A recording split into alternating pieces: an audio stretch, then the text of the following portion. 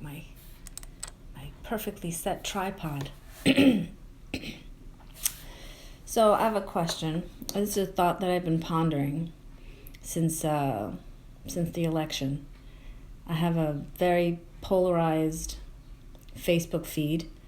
I have very devout Hillary friends. I also have very devout Trump friends. I have third-party friends who I resonate with most. And I really try to see the beauty in everything. I think that's why I have such a diverse group of friends. I value everyone's opinion. I value everyone's views because I feel there's a lot to learn from them.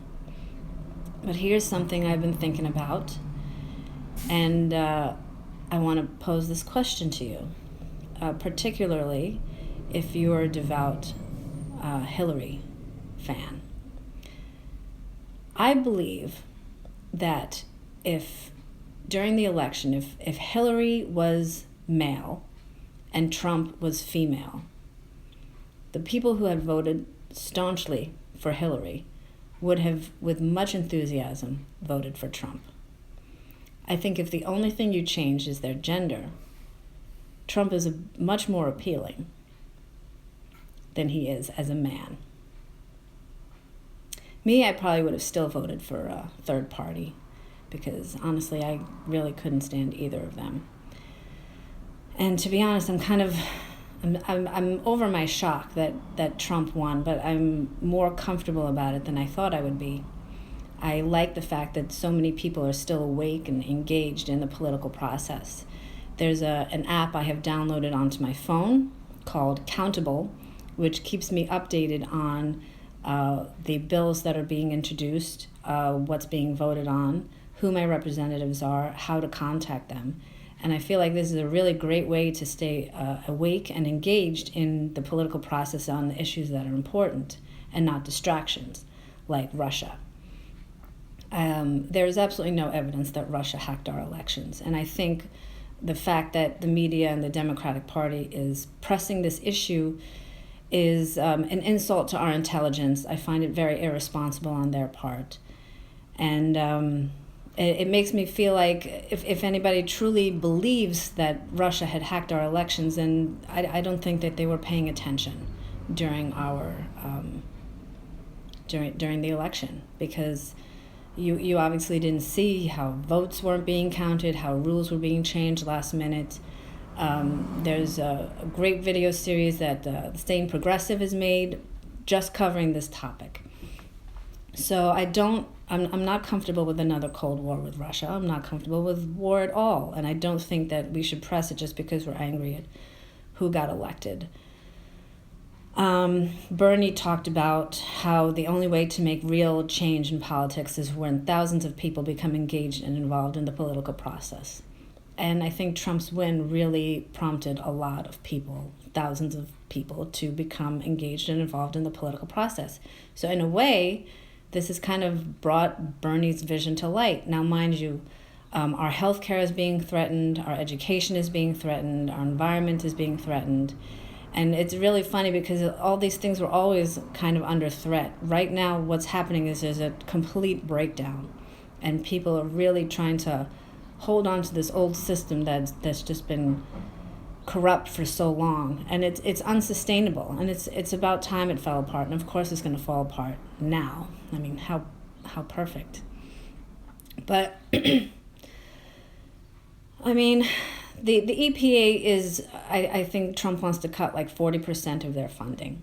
And my question is, where was the EPA when all these pipelines were being laid down? Where's the EPA during DAPL? Where's the EPA when we're dumping coal ash into our clean water? Where's the EPA when it came to fracking or polluting the Gulf of Mexico, all those oil spills? Where's the EPA? I don't hear anything from them. I don't see them doing anything about it. So maybe it's time for people to start taking more responsibility. One thing I've realized is how much power we have allowed the government to have over us.